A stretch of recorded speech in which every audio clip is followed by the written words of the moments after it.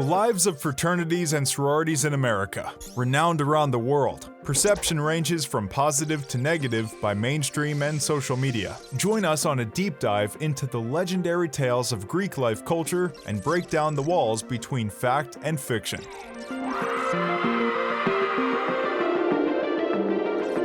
It was the chilling chant heard around the world that still ripples through the college community.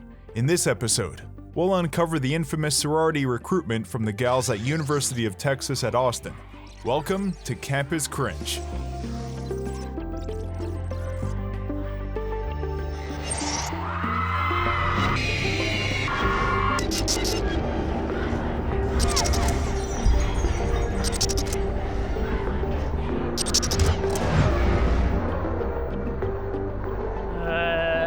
I'm sorry, this has just been happening on and off for the past 6 years. Here, I'll get it together. I just gotta tell the stories. All right, hold on. Hey, camera boy!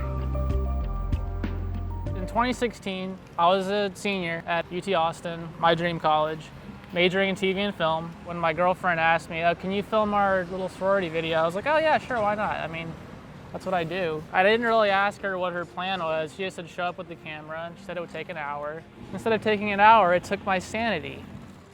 You didn't say I'd have to watch it again.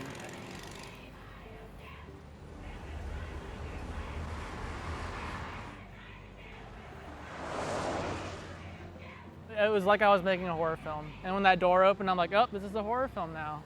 It was My Exorcist. It was actually going really well. I actually had a couple job offers sort of lined up that year. I just got so much shit for this video. No, everyone just thought I was a joke after this video came out, and those job offers gone. My classmates all laughed at me. They didn't want to work with me anymore, do any short films or anything. It was a rough time. I dropped out of school, of course.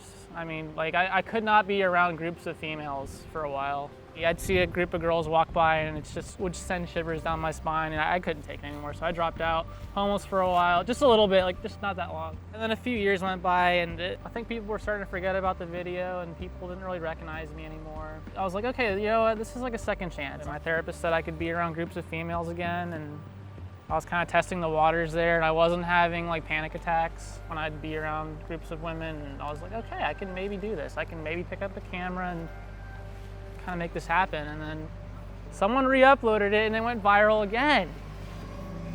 I just can't escape it. It'll always just pop up. Someone will repost it, it'll get re-uploaded, and there's just no escaping this thing. Kind of lost everything, honestly, twice. I'll never touch a camera again. And I can tell you one thing, my kids are not going to college, especially UT. So yeah, weirdly enough, I actually ended up kind of going to church, and you know, I found God. It was kind of weird how that worked out. God.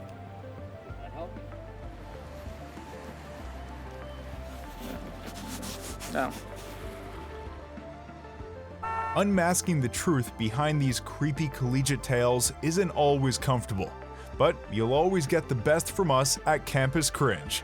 Come back next week for the real story behind Philip the Panzer, a University of Alabama student whose fight to have cocaine put back in Coca-Cola could spice up you and your family's weekend. See you next week, and keep your eyes on the truth.